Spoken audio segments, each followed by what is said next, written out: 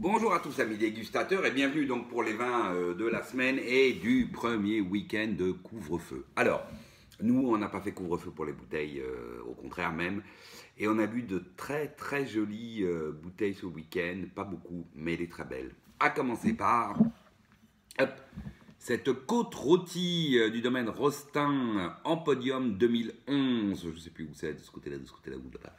Alors, donc on a ouvert ça pour vendredi soir. Alors à l'ouverture, très honnêtement, oui, c'est joli, jolie expression, mais pas d'une grande complexité.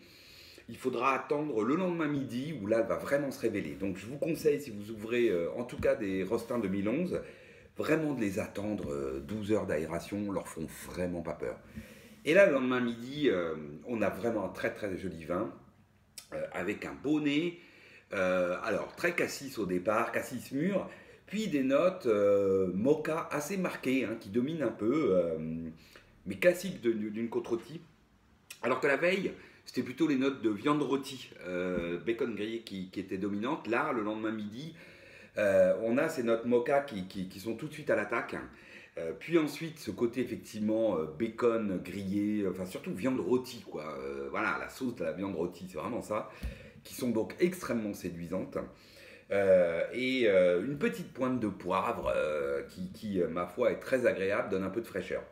Belle bouche, jolie matière, c'est corpulent, les tanins sont fins et précis, comme toujours chez Rostin. C'est soyeux, c'est surtout frais, belle fraîcheur, qui tient jusqu'à la finale de la bouteille, qui est fraîche, et puis une très jolie persistance, certes un peu marquée, mocha, donc un café cacao, voilà, qui est entre l'élevage mais aussi l'évolution de la bouteille, hein, assez classique, hein, sur les côtes rôties, sur les syrahs. Et puis ce côté bacon grillé, ce côté donc viande rôtie, la petite pointe de poivre, voire enfin les notes de poivre, et sur le tout sur évidemment marqué d'un fond de cassis mûr. Voilà, c'est très joli vin, jolie bouteille d'entrée de gamme. Ensuite, qu'est-ce qu'on a bu? Ah, on a bu ça, et ça c'était pas joli, ça c'était superbe. Ça, j'adore. Monsieur Chiden, donc François Chiden, les argiles, donc vin de France, alors Vouvray en fait, hein, 2015. Voilà, moi, le chenin, j'aime beaucoup, jeune ou vieux, quand ça n'a pas les notes un peu oxydées, oxydatives, voilà, quand ça reste très frais, si je puis dire. C'est exactement le cas de ces argiles 2015. Et là, wow, vraiment très joli vin. Très beau nez. Alors on attaque sur la pomme, mais vraiment la pomme, hein, c'est dominante de pomme granny presque, hein, au nez. Ensuite, on a de magnifiques notes de tilleul, presque de verveine. Moi je confonds toujours tilleul et verveine, j'ai un peu du mal avec les tisanes. Mais vous voyez, voilà, c'est plutôt tilleul, hein, clairement. Belle note de tilleul. Sur un fond classe, crayeux de craie, donc d'amande en fait, mais de craie, ça a un côté un petit peu plus, j'allais dire presque savonneux que l'amande. Waouh, il y a une petite pointe aussi de coin rôti, mais très légère, mais qui donne un côté friand, alors que c'est bien droit. C'est voilà, avec ce côté pomme granny, la pomme verte. Ensuite, vous mettez ça en bouche, et là, ouais, c'est mûr, et il y a une tension de dingue. Donc ça, c'est l'équilibre magique. Quand les chenins sont réussis, c'est ça leur équilibre magique. C'est que vous mettez en bouche, ça attaque large, ample, très beau sur la pomme, belle matière ronde. Et puis tout d'un coup, il y a une tension de dingue qui vous arrive, avec presque une acidité, mais on n'a pas l'impression que c'est de l'acidité, c'est de la tension. Parce que c'est magnifiquement enrobé par la matière, et ça vous tient droit comme ça, c'est presque laser, j'allais dire, tout en étant extrêmement friand, avec ce beau volume en bouche. Voilà, moi je trouve que c'est la force de ces... alors il n'y a pas que qu'en Chenin de Loire, hein, qu'on peut avoir ça, on peut avoir ça à Sancerre, on peut avoir ça à Chablis, on peut avoir ça sur certains côtes de Beaune, hein, les grands terroirs de côtes de Beaune peuvent donner ça aussi.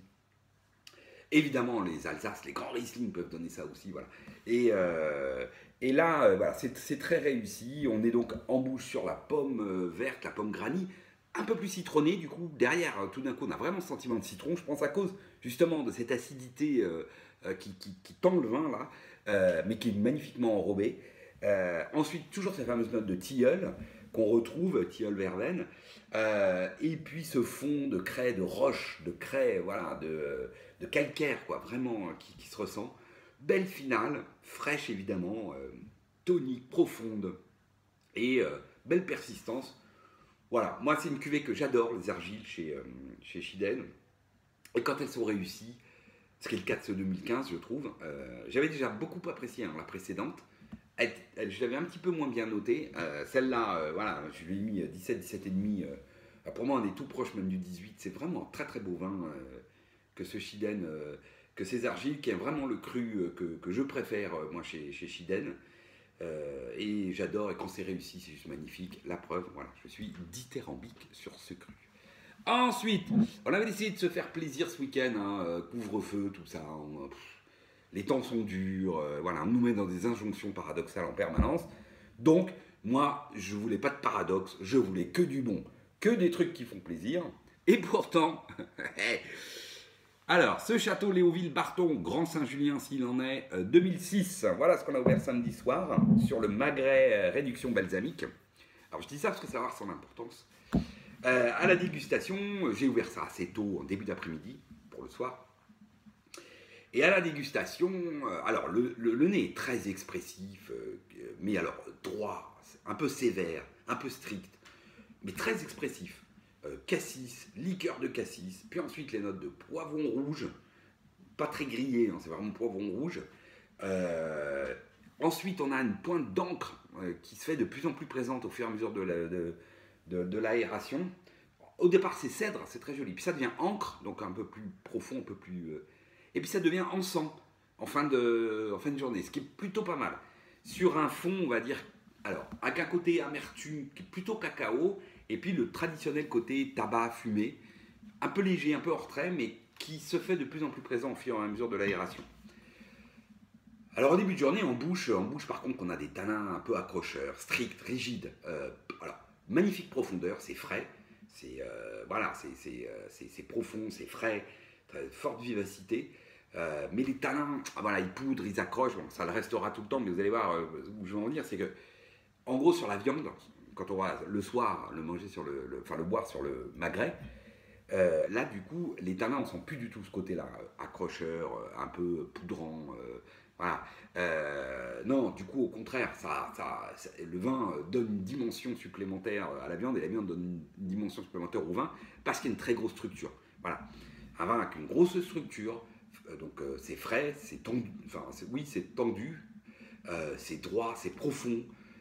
Sur à nouveau la liqueur de cassis, ce côté poivron rouge.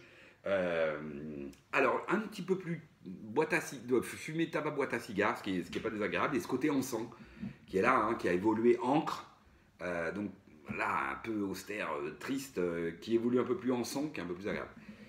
Finale fraîche, tendue, profonde, comme je vous l'ai dit. Donc en dégustation pure, moi j'ai trouvé le vin assez austère, voilà, c'est pas trop mon trip, quoi. C'est 2006. À 2006, c'est assez comme ça, hein. Moi je trouve que les Bordeaux 2006, bah, c'est pas le millésime que je préfère. Ça fait souvent des vins un peu de ce type-là, un peu austère, avec des grosses matières, des grosses tensions. Et bon. Par contre, c'est très expressif, c'est qualitativement très, très, très bien fait, très joli.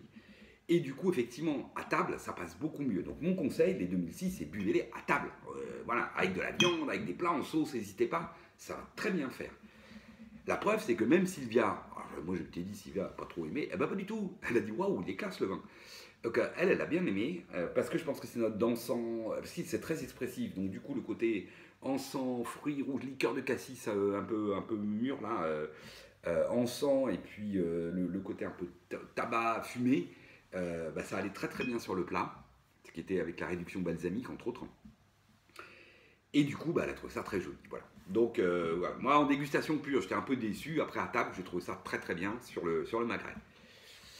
Ensuite, on va finir, parce que voilà, c'est le week-end, je sais plus ce week-end.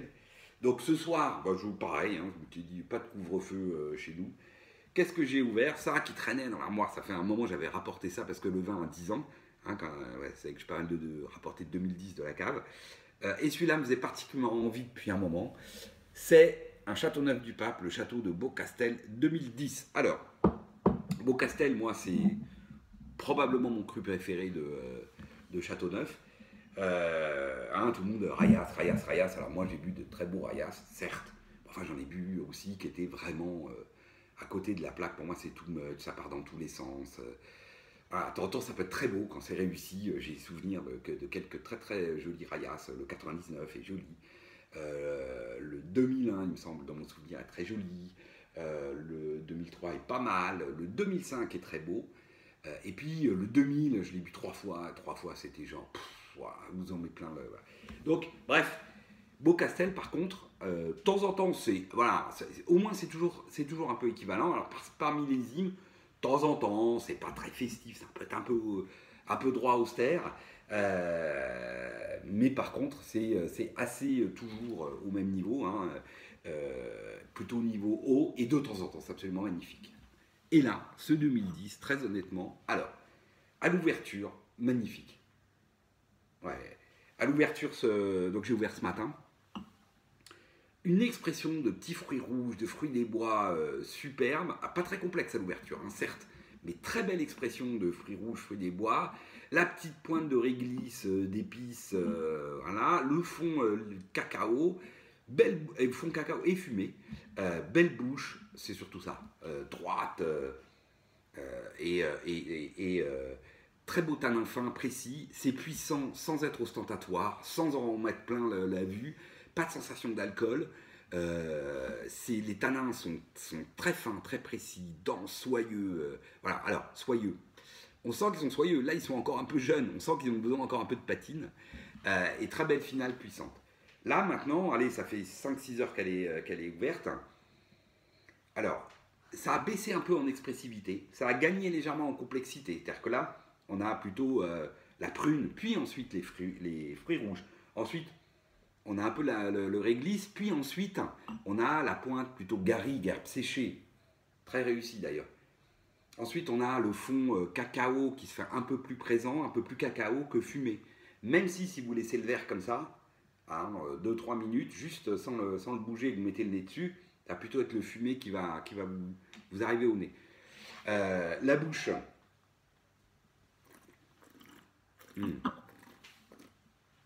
La bouche, elle est diaboliquement précise. Pas du tout, hein. Moi c'est ça que j'aime dans Beaucastel, parce que c'est un Châteauneuf quand même, hein, donc c'est un vin du sud. Voilà. Pas du tout un vin qu'on met plein la vue tout de suite. Ouah, non, le vin attaque droit. Très belle structure, c'est même assez marqué la structure. Fraîche, presque, on sent presque l'acidité, quoi. Droite, tanin, fin, précis, très élégant. Finale, droite, puissante, tout d'un coup. On sent la force qu'il y a dans ce vin. Et voilà, très belle persistance qui vient, qui revient. Alors là, sur les fruits rouges, la réglisse, le petit côté un peu cacao, le petit côté un peu fumé, voilà. Bon, donc ça se boit aujourd'hui. Mais alors, mon conseil, très honnêtement, ceux qui en ont, c'est attendez-le. Le vin est juste, à mon avis, superbe, parce que la patine va lui apporter justement encore plus d'enrobage de cette fraîcheur, de cette structure, de cette tension. Et la complexité du temps qui passe sur ces très beaux Châteauneuf. Et à mon avis, ça risque d'être superbe dans 10 ans. Donc voilà, si vous en avez, gardez-le. Mais moi, je me fais déjà plaisir. De toute façon, j'avais envie de me faire plaisir. Et de toute façon, très honnêtement, le vin est un peu fermé là. Mais moi, intellectuellement, en buvant ce vin, je me fais déjà extrêmement plaisir. Je vous souhaite à tous d'avoir la même chose. Et je vous dis, allez, à la semaine prochaine. Ciao.